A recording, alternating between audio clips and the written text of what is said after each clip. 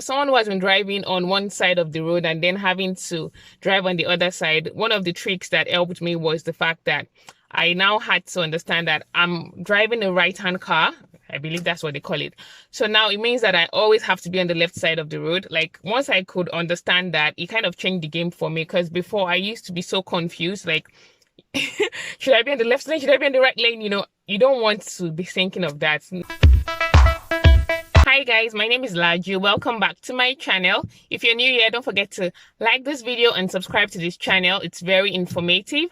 And if you're a returning subscriber, you guys are, you know how I say, it's simply amazing. You guys are the best. Don't forget to like this video and feel free to share. So yeah, this is a continuation from my previous video on how I passed my theory driving test. And this is the practical part. I've had a couple of friends ask me how did you pass your driving test? So I'll be speaking about this from an immigrant point of view, for someone who has been driving before.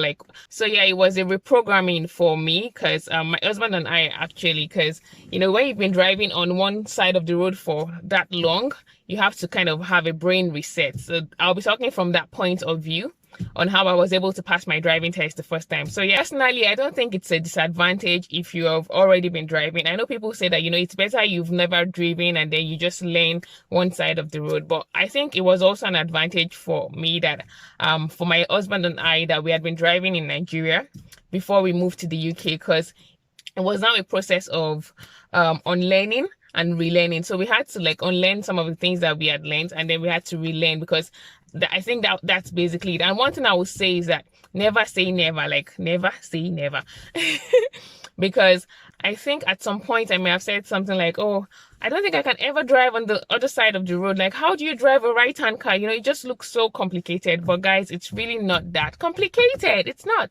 So one of the things I had to do was unlearn and then relearn. So I'll share with you guys today a few tips that help me to be able to reprogram my brain. So someone who has been driving on one side of the road and then having to drive on the other side, one of the tricks that helped me was the fact that I now had to understand that I'm driving a right-hand car.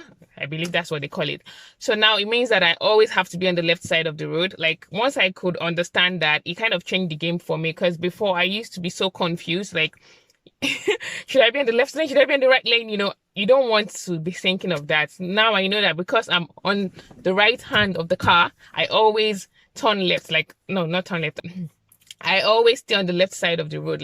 Anywhere I'm turning, I'm taking the left lane, you get. So I don't have to worry whether I should be on the right or the left anymore. And now another thing I understand well is that because I'm also on the right, and because I'm driving a right-hand car, I always give way to the cars on the right. So wherever I am, if a car is on the right, the roundabouts can be pretty tricky.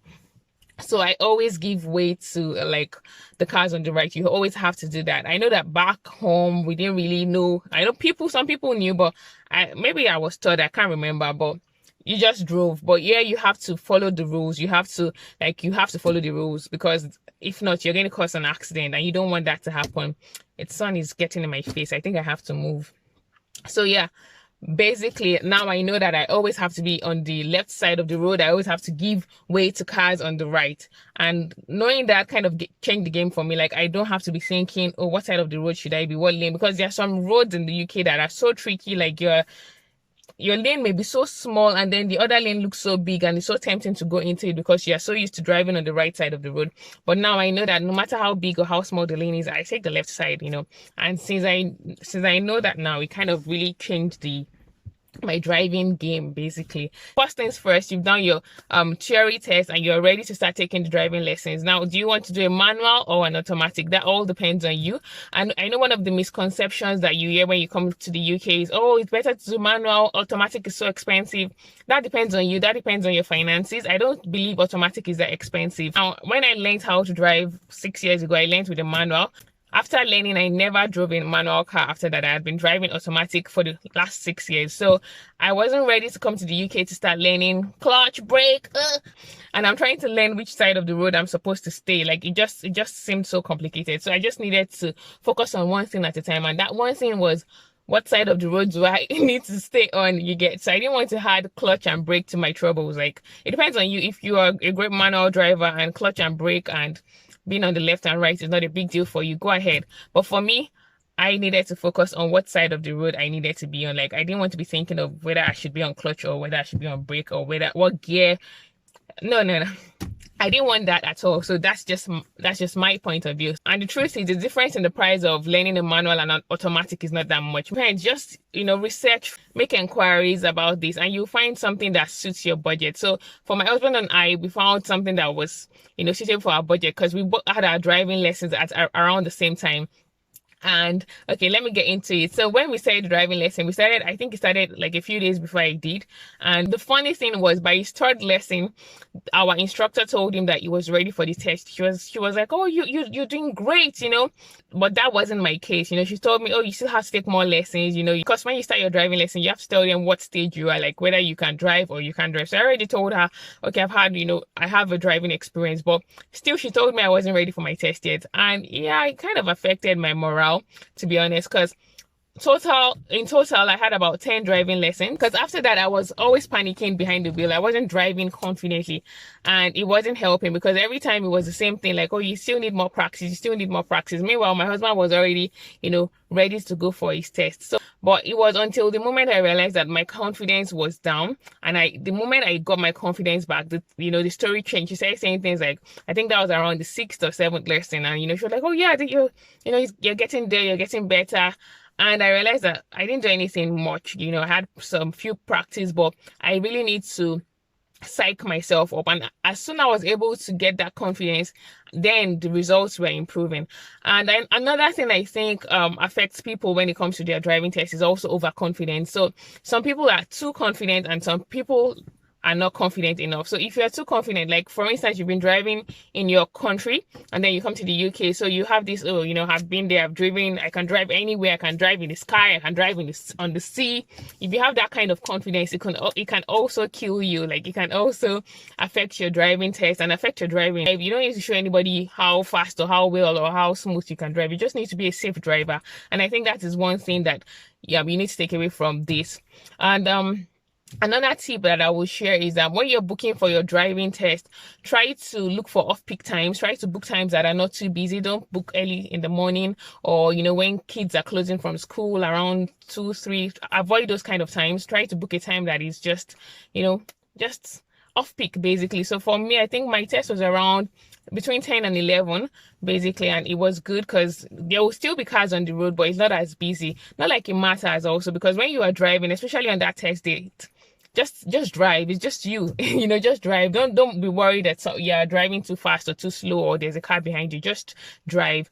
And another thing that you should also notice before your test, make sure you rest well. Make sure that you try to, whatever works for you, try to calm your nerves. Because yeah, I know I'm saying this, but I was kind of a wreck that morning because I didn't get enough sleep. Yes, people, please sleep well. But at that point, I was a new mom, so I had a baby. So yeah, sleeping well was not really, it was not really part of the plan. But I tried to get some sleep. I tried to get some rest. And in the morning, I had some breakfast. For me, I always try to eat before I go for a test. So some people don't do well when they eat. Probably they get a tummy upset and all, but for me, I need to eat. So even if you can't eat, make sure you stay hydrated, because you need your fluids. You don't want to pass out at the wheel, basically. So try to make sure you sleep well, try to eat some breakfast, stay hydrated, and calm your nerves. Like, I can't emphasize this enough. Just be calm. Don't be too confident and don't be too nervous. The nerves will come, but you can calm it down. Only you can calm you down. And what else? So yeah, when you start driving on the day of the test, if you think you have made any errors, just don't dwell on it. Just move on from it. Because I do remember that when I said my test that particular day, I think it was the first roundabout that I came across, I felt like I had messed up. Like, there was a roundabout and I didn't stay on my lane. You just felt like, oh no, am I on the, I can't really explain what happened, but it just felt wrong. Like, why am I on this lane? I should have been on that lane. And I could have started dwelling on that and it could have just affected me, like, oh no, I failed already. But I wasn't going to dwell on that, I just kept my mind like, okay, that was an error. Oh, no, I hope she didn't notice. But I kept driving like nothing happened, but it was at the back of my mind. But after that, I think I made I felt like I made some huge error. Like, to me, it felt like, oh no, I think I've messed this up. But at the end of the day, I still got 3 minors. Like, it was not enough to fail me. Like, I didn't get any majors and I passed my test. Like, I was so surprised because I just kept composed myself and I still kept on driving. And then when it comes to, your mirrors, the MSM, your mirrors, you signal, and you move, MSM. Yeah. So when you are using your mirrors, you need to do showmanship. Like I remember back in med school, when they say showmanship, you need to look at those mirrors. Don't just do like this. And you know how we drive, you look with your eye. No, your your test, the person with you cannot see your eyes. They need to see your body movement. So you need to look back. Your blind spot, you need to actually look back. Let them see you looking, and you do it fast, fast enough, but they need to see you moving, because sometimes they can fail you because they can tell you that you didn't look in the mirror. That's not safe driving. So you need to show them that you're looking in the mirror, move your head as fast as you can, and even if you can't see anything. But really, you should do that, because even when you start driving, these are things that you do. I feel confident sharing this now because I've been driving for almost 2 years in the UK, and yeah, so the things you learn, you actually put them into practice. You're not just doing it, you're actually doing it. Also, another thing that really helped was that I had a session with my instructor like 1 hour before the test. So my test was for about 10:15 thereabouts. So I had seen my instructor around 9 a.m. We had like 1 hour together. We had like another practice session together just to practice and just feel confident at the wheel. So we did that for about 1 hour, and it just helped my morale. Also, it helped build my confidence. And I think the final thing is the question part. There's a part in the test where you do the tell and show, or show and tell, show tell questions. So before you start the test, they'll ask you a question. You're like, oh, tell me this and that or whatever, and you answer that. And then when you're driving, or at some point during the test, you'll be asked to show me this, show me that, or, they ask you about 2 questions, and that's it. So before your test, definitely try to practice all the show tell questions. Ask your instructor about them, like get familiar with them, like, and just know whether you're using your car or you're using the your driving instructor's car. Just know everything. Show me how to do this, show me how to do that. There are so many questions in that, so just learn everything and be confident about that.